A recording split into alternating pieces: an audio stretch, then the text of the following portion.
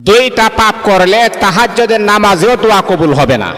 আপনি যদি তাহাজ্জুদের নামাজও পড়েন, ওই সময় যদি আপনি দোয়া করেন, আপনার দোয়া আল্লাহ পাক রব্বুল আলামিন কখনো গ্রান্টেড করে নেবে না, কবুল করে নেবে না, যদি আপনি দুইটা পাপ করেন। এই জন্য মুহতারাম হাজিরিন, এই দুইটা পাপ নিয়ে যদি আপনি কবরে যান, কবরের ভিতরে আপনি ক্ষমা পাবেন না। আমার আল্লাহ আপনাকে বিনা হিসাবে জাহান্নামী বানায় দিবেন। নাউজুবিল্লাহি মিন যালিক। কখনো কোনোভাবে ঘটনাক্রমে দুইটা পাপ যেন আমরা কেউ যেন না করি। এই দুইটা পাপ আমার দুনিয়াও ধ্বংস করে নেবে, পরকালও আমাকে বরবাদ করে দিবেন, ধ্বংস করে দিবেন।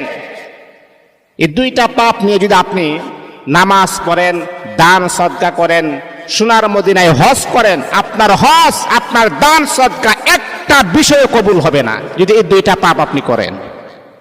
এই জন্য মুহতারাম হাজিরিন, কমাস কম এই দুইটা পাপ থেকে যদি আপনি ফিরে আসতে পারি, তার